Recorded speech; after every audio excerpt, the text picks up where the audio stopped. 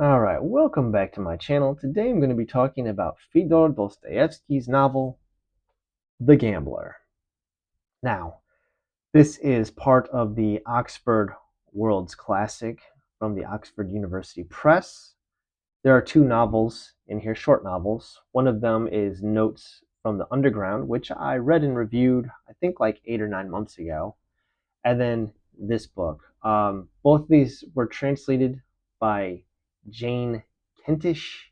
So, as if with any of Dostoevsky's work, there are dozens of English translations, if not hundreds. I don't know how many there are.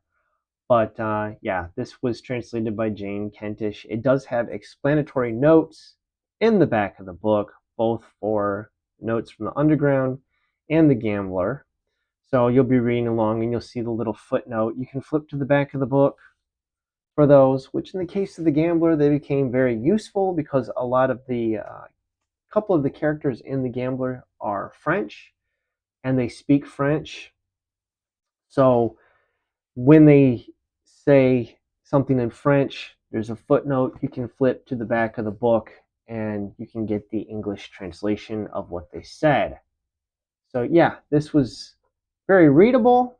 I recommend this, but as with any translation, find a translation that works best for you, one that you can read, you can understand, and that you enjoy. Unless you're a native Russian speaker, then I would say read it in Russian. I wish I could. I'm sure there's little nuances and things that are here that I'm not picking up on, but my opinion, Dostoevsky is a genius. And I'm just going to say it now, officially, he is my favorite writer, my favorite author of all time. Yes, that's it. He's there. The man is brilliant.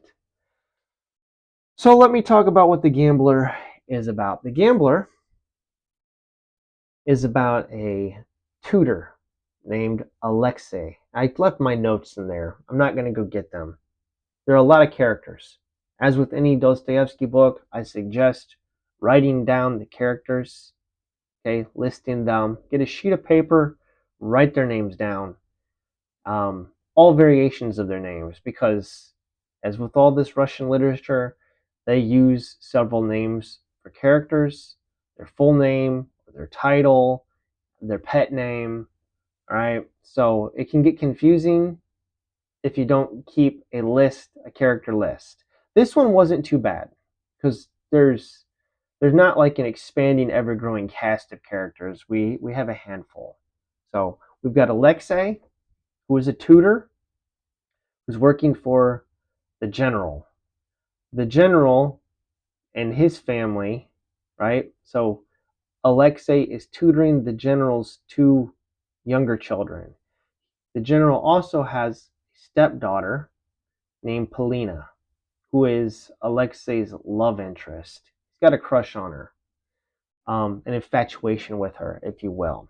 She is the general's stepdaughter from another marriage. Now, the general's wife, he is a widower. His wife is deceased, and the general is, I guess he's proposed marriage or wants to marry this French woman named Mademoiselle Blanche, who is associated with the Frenchman.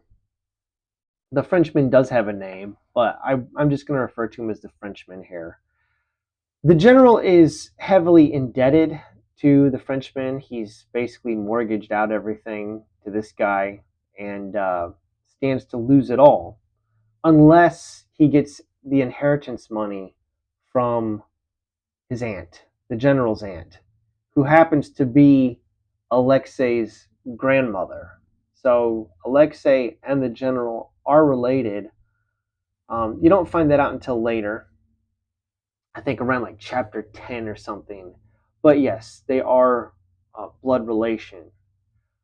Um, the whole family, including the Frenchman and Mademoiselle Blanche, and there's an Englishman that's a part of their entourage as well, named Mr. Astley. Mr. Astley and Alexei, they get along quite well because they both kind of despise the Frenchman, who, quite frankly, is very pompous. But as they're waiting, so like I said, they're waiting for the grandmother to kick the bucket, right? That's really it. But while they're in this town in Germany, it has a spa and it has a gambling place to, like roulette houses, play roulette and that type of thing. Alexei ends up gambling and basically becomes a gambling addict, right? So that's kind of what this book is dealing with, gambling addiction and how it affects a couple of different characters here. In a way, even the general is gambling because he's betting on his aunt dying that he gets the inheritance money.